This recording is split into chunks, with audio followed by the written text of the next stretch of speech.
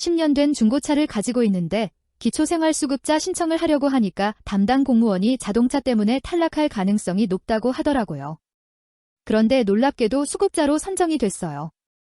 왜냐하면 자동차가 있어도 100% 환산율이 아니라 4.17% 환산율을 받을 수 있는 조건에 해당했거든요. 그럼 도대체 어떤 자동차가 4.17% 환산율을 받을 수 있는 걸까요? 안녕하세요. 소소하지만 담백한 복지 이야기를 전해드리는 소담이입니다. 오늘은 기초생활수급자 신청할 때 많은 분들이 궁금해하시는 자동차 소득 환산율에 대해서 알아보겠습니다. 자동차 때문에 수급 신청을 포기하려던 분들에게 희소식이 될 수 있는 내용이니까 끝까지 들어보시고 좋아요와 구독도 눌러주시면 감사하겠습니다. 먼저 기본 원칙부터 말씀드릴게요. 자동차는 원칙적으로 월 100% 소득 환산율이 적용됩니다. 쉽게 말해서 1,000만원짜리 자동차를 가지고 있으면 매월 1,000만원의 소득이 있는 것으로 계산한다는 뜻이에요. 이렇게 되면 당연히 수급자 선정이 어려워지죠.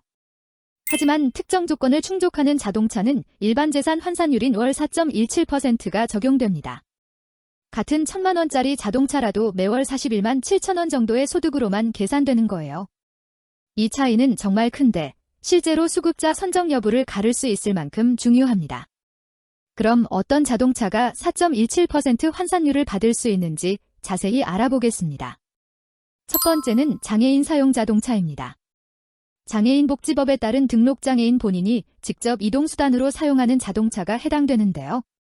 배기량 2000cc 미만의 승용자동차, 전기자동차는 중형 이하, 승차 정원 11인승 이상 15인승 이하의 승합자동차, 10인승 이하의 승합자동차세를 납부하는 전방조종자동차, 그리고 적재정량 1톤 이하의 화물자동차가 포함됩니다. 특히 장애의 정도가 심한 등록장애인의 경우에는 배기량 2500cc 미만 자동차까지 인정받을 수 있어요. 두 번째는 일반 승용자동차 중에서도 조건을 만족하는 경우입니다. 배기량 2000cc 미만의 승용자동차 중에서 차량이 10년 이상이거나 차량가액이 500만원 미만인 자동차가 해당됩니다. 여기서 차량 계산이 중요한데 자동차 등록원 부상의 최초 등록일과 연식 중 빠른 날짜를 기준으로 합니다. 예를 들어서 최초 등록일이 2008년 5월 1일이라면 2018년 1월이 되면 10년 이상 된 자동차로 분류되는 거예요. 세 번째는 질병이나 부상 등으로 거동이 곤란한 가구원이 있어서 대중교통 이용이 어려운 상황입니다. 이 경우에도 배기량 2000cc 미만의 승용자동차라면 4.17% 환산율을 적용받을 수 있어요. 거동 곤란이라는 것은 보장구가 있어도 스스로 이동이 불가능하거나 타인의 도움 없이 이동이 불가능한 경우를 말합니다. 네 번째는 가구 규모와 관련된 조건입니다. 가구원이 6인 이상이거나 3명 이상의 18세 미만 자녀를 둔 가구에서 배기량 2500cc 미만 7인승 이상으로 차량 10년 이상이거나 차량가액이 500만원 미만인 자동차도 4.17% 환산율을 받을 수 있습니다. 다섯 번째는 승합자동차와 화물자동차입니다. 생계급여나 의료급여의 경우 배기량 1000cc 미만 승합자동차나 화물자동차 중 차량 10년 이상이거나 차량가액이 200만원 미만인 자동차가 해당됩니다. 그리고 가구원이 6인 이상이거나 3명 이상의 18세 미만 자녀를 둔 가구의 소형 이하 승합자동차로 차량 10년 이상이거나 차량가액이 500만원 미만인 경우도 포함됩니다. 여섯 번째는 이륜자동차 중 배기량 260cc 이하 자동차입니다.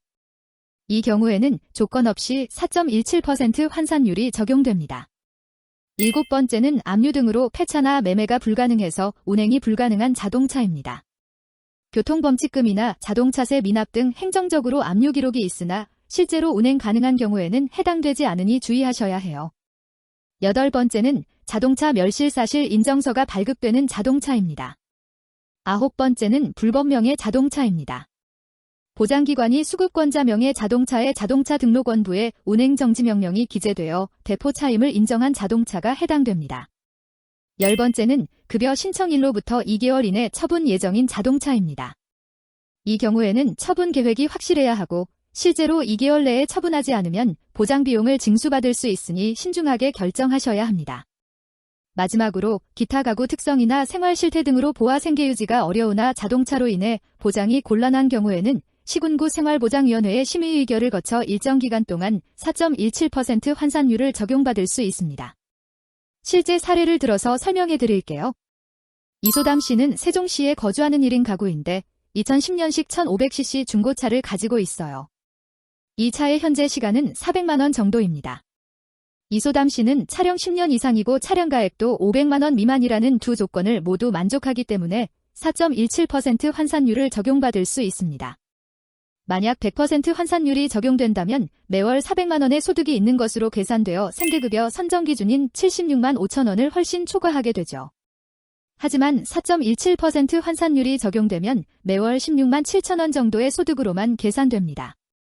이렇게 되면 다른 소득이나 재산이 많지 않다면 수급자로 선정될 가능성이 높아지는 거예요. 다른 예시도 보시죠. 박소담 씨는 4인 가구인데 18세 미만 자녀가 3명 있고 2013년식 7인승 차량을 가지고 있어요. 배기량은 2400cc이고 차량 가액은 600만 원입니다. 박소담 씨는 3명 이상의 18세 미만 자녀를 둔 가구라는 조건과 차량 10년 이상이라는 조건을 만족하기 때문에 4.17% 환산율을 적용받을 수 있습니다. 여기서 중요한 것은 가구 특성에 따라 자동차 보유 한도가 다르다는 점입니다. 장애인 가구의 경우 장애인 사용 자동차 한 대와 생업용 자동차 또는 일반 재산 환산율 적용 자동차 한 대까지 총 2대까지 보유할 수 있어요. 일반 가구는 생업용 자동차 한 대와 일반 재산 환산율 적용 자동차 한 대까지 보유할 수 있습니다. 차량 가액은 보험개발원에서 조회할 수 있는데 이게 1순위 기준이에요. 만약 보험개발원에서 조회가 안 되면 지방세정, 국토교통부 최초 취득가액, 실제거래 가격 순으로 적용합니다. 제가 상담해드린 경험을 보면 차량이나 차량 가액 조건을 충족하는 경우가 생각보다 많았어요. 특히 10년 이상 된 중고차를 가지고 계신 분들이나 거동이 불편한 가족이 계신 경우에는 꼼꼼히 검토해보시길 권합니다. 주의하실 점도 있어요. 급여 신청일로부터 2개월 이내 처분 예정인 자동차로 신고했다면 반드시 2개월 내에 처분하셔야 합니다. 또한 생업용 자동차로 전환 예정이라고 했다면 실제로 생업용 요건에 해당하는 자동차여야 해요. 그리고 소득 변동이나 차량 처분 등으로 상황이 바뀌면 급여 자격에도 영향을 줄 수 있으니까 변동사항이 있을 때는 즉시 담당 공무원에게 신고하셔야 합니다. 이런 조건들이 복합적으로 적용될 수 있고 개인의 상황에 따라 결과가 달라질 수 있어요. 그래서 해당 지역 주민센터나 복지사무소에서 구체적인 차량 정보를 가지고 상담받으시는 것이 가장 정확합니다. 오늘 말씀드린 내용을 정리하면 자동차가 있다고 해서 무조건 기초생활수급자가 될 수 없는 것은 아니에요. 여러 조건 중 하나라도 해당되면 4.17% 환산율을 적용받을 수 있거든요. 특히 10년 이상 된 중고차나 500만 원 미만의 저가 차량을 가지고 계신 분들, 거동이 불편한 가족이 있는 분들, 자녀가 많은 가구는 꼭 한번 확인해 보시기 바랍니다. 모든 분의 상황이 다르기 때문에 정확한 판단을 위해서는 전문가와 상담하시는 것이 중요해요. 비슷한 경험이 있으시거나 궁금한 점이 있으시면 댓글로 공유해 주세요. 다른 분들에게도 도움이 될 수 있을 거예요. 오늘 영상이 도움이 되셨다면 좋아요와 구독 버튼도 눌러주세요. 앞으로도 복지 제도에 궁금한 점들을 소소하지만 담백하게 풀어드리겠습니다. 소담이었습니다. 감사합니다.